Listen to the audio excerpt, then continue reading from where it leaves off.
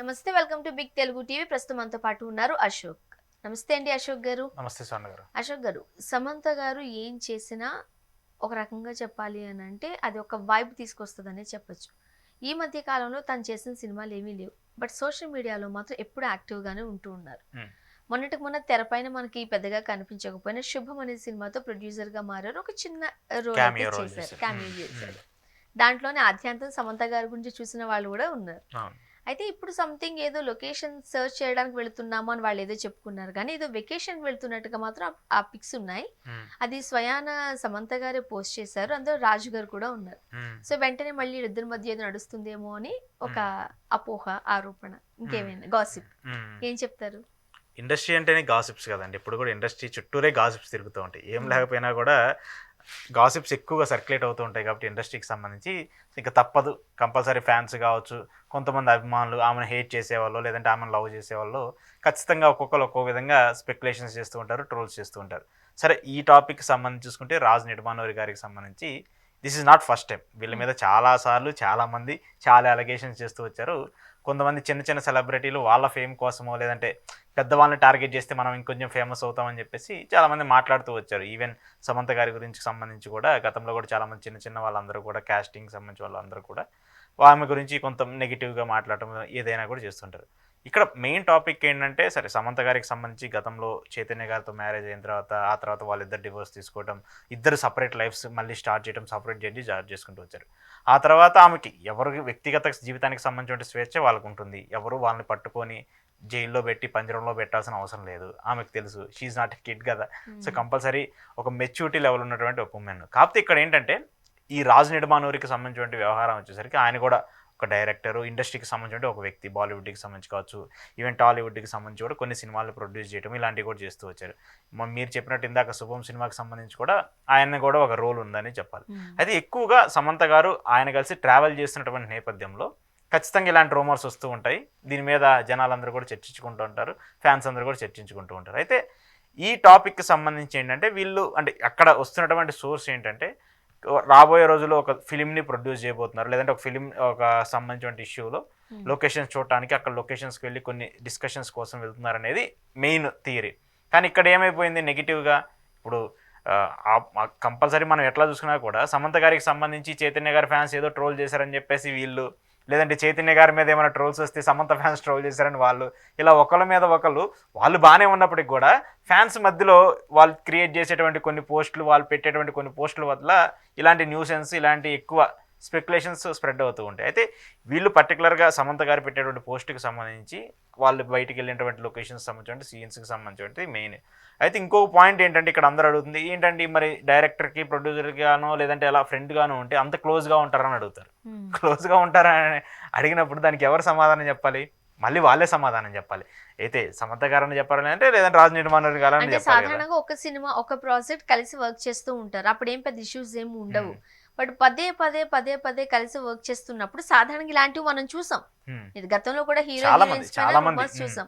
కానీ సమంత గారి విషయం అది కాదు. తనంతట తానే పోస్ట్ చేస్తూ ఉంటారు, చాలా క్లోజ్ గా ఉన్నట్టు, పక్కనే కూర్చున్నట్టు, ఓకే, లేకపోతే కొంచెం తన మీద లీన్ అయినట్టు, ఇవన్నీ చూసేసరికి కాస్త ఏదో ఎక్కడో జరుగుతుందని అయితే డౌట్ రాకమానదు కదా. గతంలో కూడా సమంత గారికి విజయ్ దేవరకొండ గారికి ఏదో ఉందని చెప్పేసి ఒక సినిమా వాళ్ళిద్దరు కలిసి చేస్తున్నప్పుడు కూడా ఇలాంటి స్పెక్యులేషన్స్ స్ప్రెడ్ అవుతూ వచ్చాయి కదా.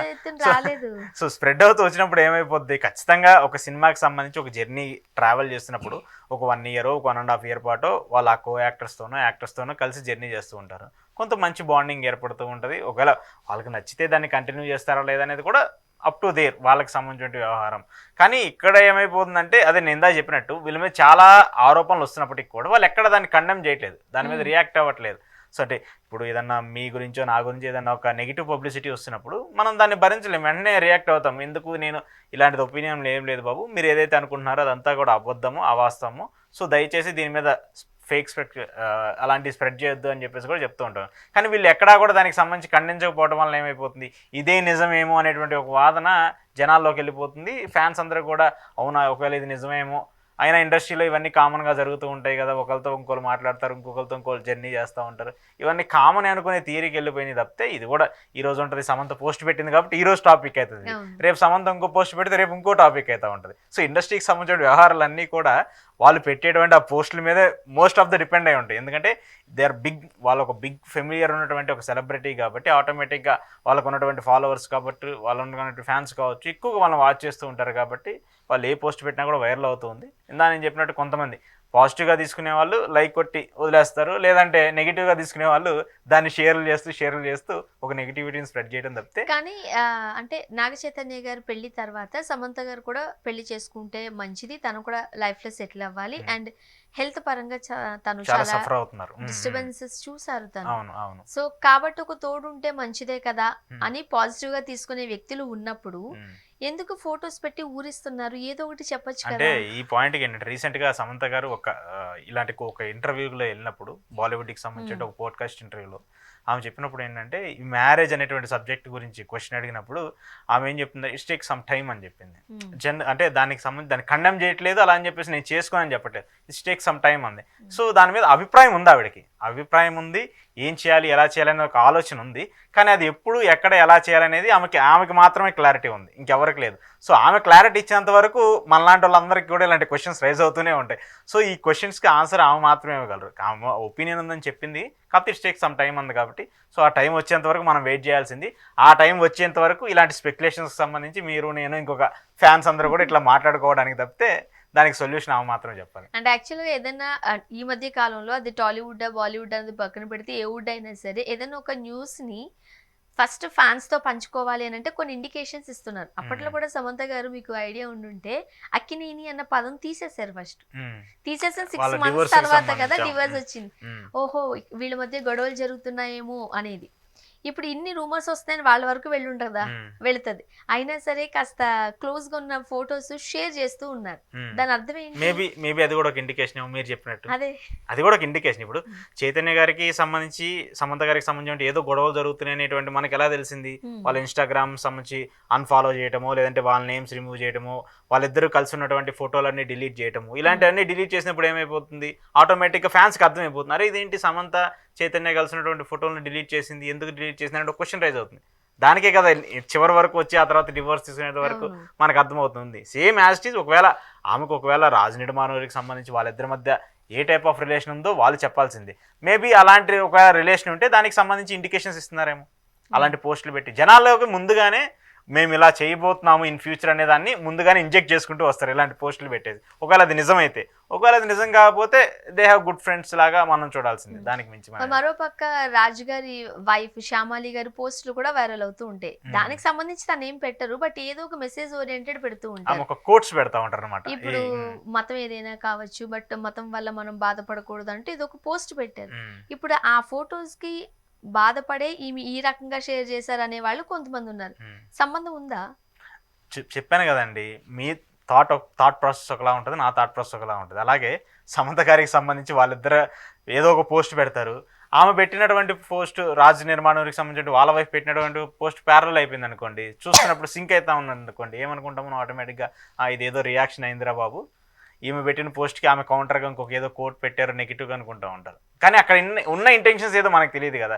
మేబీ దాన్ని మనం చూడాల్సిన కోణంలో చూస్తే అది మంచి అయితే మంచిగా కనిపిస్తుంది, చెడు అయితే చెడుగానే కనిపిస్తుంది. కాకపోతే ఏంటంటే సెలబ్రిటీస్ లైఫ్లకి సంబంధించి ఏ ఒక్క విషయమైనా వాళ్ళు పెట్టేటువంటి ఒక పోస్ట్ అయినా వాళ్ళు కొట్టేటువంటి ఒక లైక్ అయినా కూడా సొసైటీని చాలా ఎక్కువ ఇంపాక్ట్ చేస్తూ ఉంటారు. ఆ సొసైటీని ఇంపాక్ట్ చేయడం వల్ల అది పాజిటివిటీ అయినా నెగిటివిటీ అయినా అది వాళ్ళు భరించక తప్పదు. ఏదైనా సరే ఇప్పుడు వాళ్ళు పెట్టినటువంటి పోస్ట్ని రేపు ఏదో ఒక సెలబ్రిటీ ఒక రెస్టారెంట్ గురించి పెడతారు. అంతెందుకు రీసెంట్గా మహేష్ బాబు గారు ఒక రియల్ ఎస్టేట్ కంపెనీకి సంబంధించి ఆయన ఒక యాడ్ ప్రమోట్ చేస్తూ వచ్చారు. దానికి సంబంధించి ఆ కంపెనీ మోసం చేసిందని చెప్పేసి డైరెక్ట్గా ఇప్పుడు ఏమైపోయింది, మహేష్ బాబు గారి మీద కేసు వేశారు. మేబీ ఆ కంపెనీ అలా చేస్తుందని ఆయనకి తెలియకపోవచ్చు, కానీ అలా చేయబట్టి ఏమైపోయింది, ఆయనదే తప్పని చెప్పేసే విధంగా సొసైటీ అంతా నమ్మే పరిస్థితి ఉంటుంది కదా. యాజ్ లైక్ దట్ సెలబ్రిటీస్ అనేవాళ్ళు కూడా వాళ్ళు బయటికి వెళ్ళి మన ఫోటోనే కదా మనం పెడుతున్నాం అని చెప్పేసి అనుకున్నా కూడా మనకు నచ్చినట్టు మన ఫోటో పెట్టుకోవడానికి కూడా ఉండదు కొన్ని సిచ్యువేషన్స్ ప్రకారం. కాబట్టి మనం ఎంత సెలబ్రిటీ ఫేమ్ అయినా మనం ఎంత పాపులర్ అయినా కూడా బేస్డ్ ఆన్ సొసైటీకి సంబంధించి కొన్ని చూడాల్సి ఉంటుంది, తప్పదు అది. లేదంటే ఆ నెగిటివిటీని రిసీవ్ చేసుకోవడానికి మనం రెడీగా ఉండాలి. రెండిట్లో ఏదో ఒకటి యాక్సెప్ట్ చేయాలి. చేయాలి అండ్ మీరు అన్నట్టుగా మేబీ ఇది ఏమైనా ఇండికేషన్ ఏమో మేబీ ఇండికేషన్ అవ్వచ్చేమో. చూద్దాం. Thank you. Thank you.